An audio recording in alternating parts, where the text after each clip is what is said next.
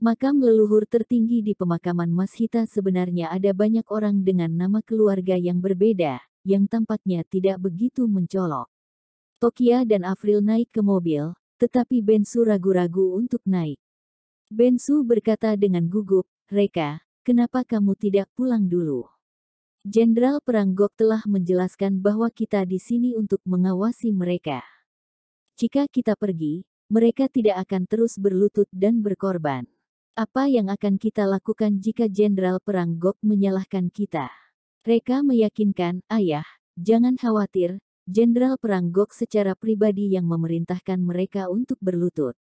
Bahkan jika kita tidak mengawasinya, mereka tidak berani menentang perintah Jenderal Perang Gok. Ayo kita pulang." Bensu memikirkannya sedikit dan mengangguk benar juga. Setelah itu, dia juga masuk ke dalam mobil.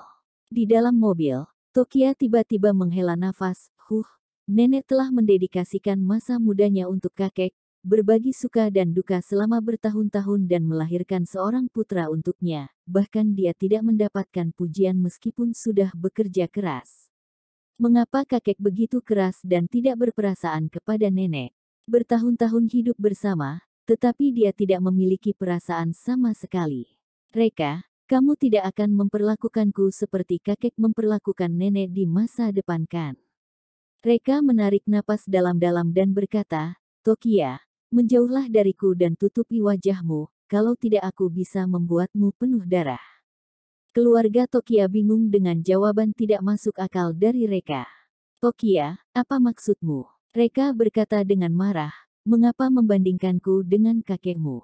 Apakah aku setara dengan seorang bajingan menurutmu?" Aku sudah hampir meledak karena marah.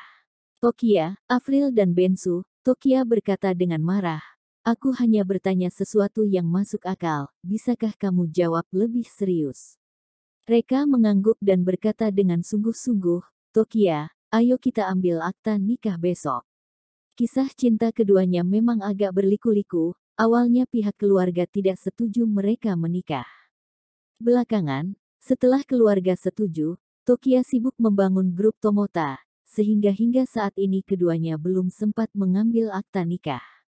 Tokia tiba-tiba menjadi marah, "Jangan dulu, kamu belum lulus ujianku." Reka cemas, belum lulus. Kupikir aku sudah melakukan pekerjaan dengan baik. Mungkinkah aku belum melakukannya dengan cukup baik? Bisakah kamu beritahu aku poin mana yang belum aku lakukan dengan baik?" Tokia menarik napas dalam-dalam dan berkata, "Ngomong-ngomong, ada satu bagian yang sangat penting yang belum kamu lakukan." Reka buru-buru bertanya, "Bagian apa?" Tokia, orang bodoh manapun juga pasti tahu itu. Hanya kamu orang bodoh yang tidak bisa mengetahuinya. Pikirkan sendiri, aku tidak akan memberitahumu." Bensu juga sedikit bingung, bagian yang sangat penting. Bagian apa? Aku saja tidak tahu. Avril mengedipkan matanya dan Bensu berkata, "Itu karena kamu tidak punya otak. Karena kamu juga tidak melakukannya saat itu, aku masih sangat menyesalinya seumur hidup." Tampaknya Avril tahu bagian apa yang dibicarakan Tokia. Ketika Reka hendak meminta bantuan Avril, Tokia memarahi, "Diam, jangan tanya ibuku. Bu, kamu tidak boleh memberi tahu Reka. Sekali kamu memberitahunya, semuanya akan sia-sia." Avril berkata, oke, ibu tidak akan mengatakannya." Reka merenung sepanjang jalan, tetapi tetap tidak tahu bagian yang dimaksud Tokia. Dia berpikir sangat keras. Tanpa disadari, mereka sudah kembali ke rumah. Begitu dia memasuki gerbang perumahan, sebuah sepeda listrik tiba-tiba keluar dari gang kecil di sebelahnya. Reka tanpa sadar mengerem mendadak. Mobil berhasil direm, tetapi pemilik sepeda listrik itu tidak menghindar, tidak hanya tidak mengerem, tetapi malah menabrak mobil. Setelah suara yang cukup keras, mereka bertabrakan. Bumper mobil rusak dan pemilik sepeda listrik juga jatuh ke tanah. Tokia menutup mulutnya dengan kaget, "Ups, kita menabrak seseorang." Reka sangat marah, "Brengsek, mobilku ditabrak."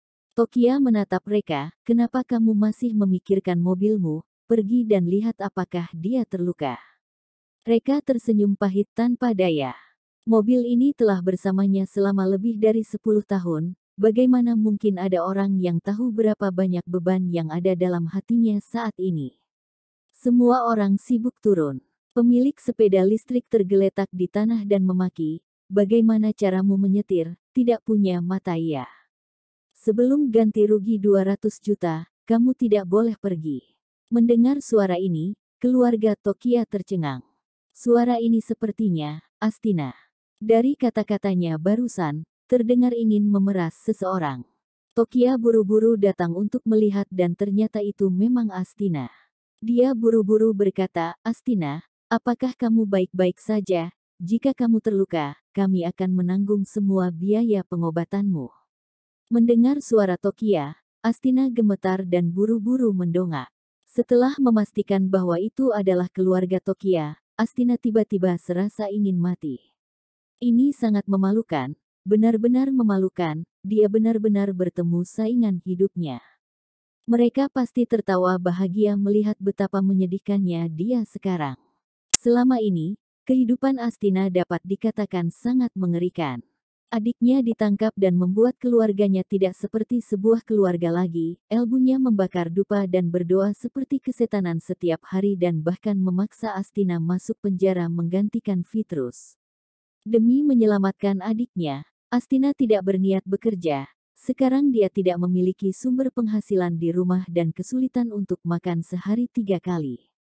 Dia tidak sengaja menabrak mobil ini sekarang dan awalnya ingin memeras pemilik mobil untuk biaya hidup, tetapi tidak disangka dia bertemu dengan mantan pacar dan keluarga saingannya.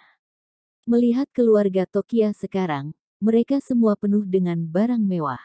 Meskipun dia masih mengendarai mobil yang jelek, dia tahu jika Tokia hanya rendah hati karena kalung Tokia sudah cukup untuk membeli beberapa mobil mewah. Belum lagi Rolex di tangan Bensu. Sangat berbanding terbalik dengan kehidupan Astina yang tidak pantas disebut sebagai kehidupan manusia. Dia tahu betul di dalam hatinya jika semua yang dimiliki keluarga Tokia sekarang adalah berkat Reka. Jika dia tidak serakah ingin meminta mas kawin 600 juta dan mengusir Reka, maka semua yang ada di rumah Tokia sekarang harus menjadi miliknya. Dia memiliki kesempatan untuk menjadi orang kaya. Dia sangat menyesalinya sampai ingin mati. Reka berkata dengan acuh tak acuh, "Tolong minggir, jangan menghalangi jalan." Astina menatap Reka dengan mata memerah, menggertakkan giginya, "Mengapa aku harus memberi jalan untukmu?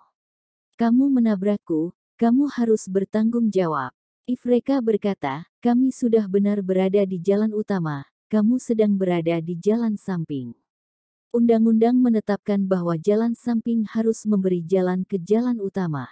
Selain itu, sekarang sudah ada peraturan jika mengendarai sepeda listrik harus berplat nomor dan memakai helm, tetapi kamu tidak melakukannya, itu sudah melanggar aturan."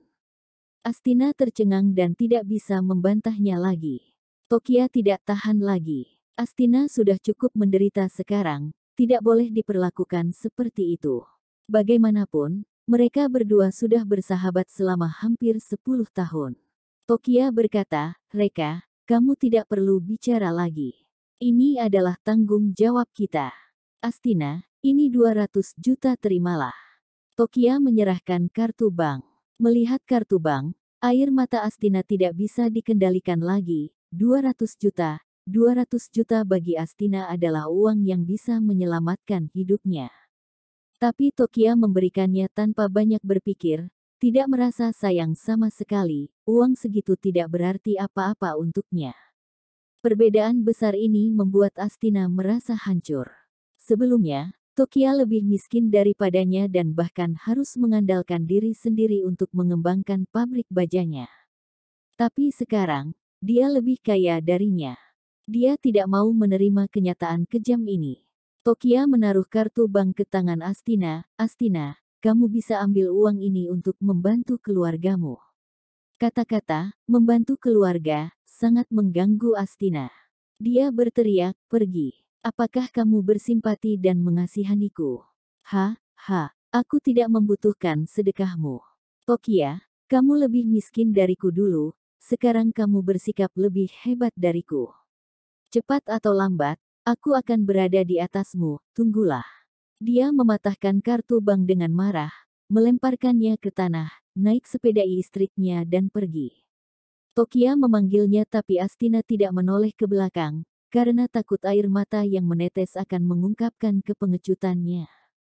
Tokia menghela nafas, kenapa bersikap begitu?